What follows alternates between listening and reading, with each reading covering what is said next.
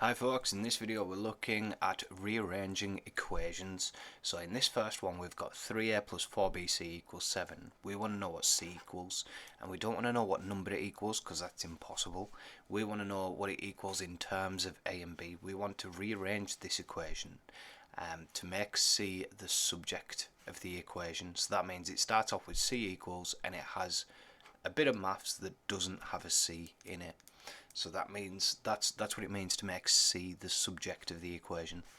Alright, so the first thing to do is to get all of the terms with c in them on the left and all of the other terms on the right. So that means we have to take away the 3a. Take away 3a from both sides. So that would give us 4bc on the left and 7 minus 3a on the right. So that's the first step. Now we've got all the terms with c in them on the left and all the other terms on the right.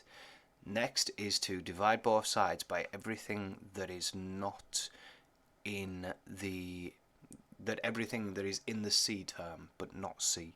So we're dividing both sides by everything that's multiplying c, which in this case it's just 4b. So we want to divide both sides by 4b.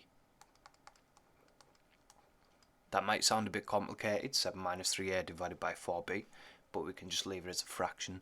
So 4bc divided by 4b is just c, and then all of this divided by 4b, we can just put it as a fraction.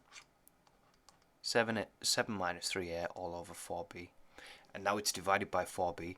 That is this equation, but now it's got c as the subject of the equation, and that's it. Alright, let's do another example. So in this one it looks a bit more complicated. We want to make x the subject of the equation, so we've got to get all the terms with x in them on the left and all the other terms on the right. So we've got 2xy and 3xy squared. So let's take away 5 from both sides, and while we're at it we'll take away 3xy squared from both sides. So that gives us 2xy minus 3xy squared. And we're taking away the 5, so we've got 7y minus 5. Alright, we want x to be the subject of the equation, so let's factorize this side. So when we've got two terms with the variable in that we want to make the subject of the equation, we have to factor that variable out and nothing else. We could factor y out, but we don't want to in this case, so we just factor out the term that we want, the x in this case. So if we factorize this and we take x out the brackets, 2xy divided by x is just 2y, and minus 3xy squared divided by x is minus 3y squared, and then the right hand side stays as it was. So we've factored out x, and that's all we've done. We haven't changed the value of anything, and now we know how many x's there is. Now in that last example, the step before the last step, we had a certain number of c. We had c being multiplied by 4b, and we divided by 4b to get c on its own. This is exactly the same. We have a certain number of x. X is being multiplied by all of that. So if we divide by all of that, we get x on its own.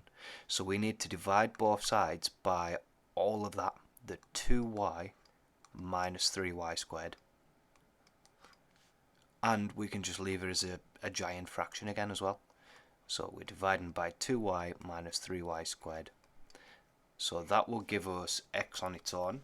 X multiplied by all of this stuff divided by all of this stuff is just x, and on the right we've got 7y minus 5 divided by 2y minus 3y squared, and that is x as the subject of the equation. It starts with just x equals, nothing else. We can't have 2x or 3x equals, just x equals, and on the right there is no x, it's just in terms of y. So that is rewriting the equation in terms of x. X is the subject of the equation in terms of y. And that's it. So that's rearranging equations.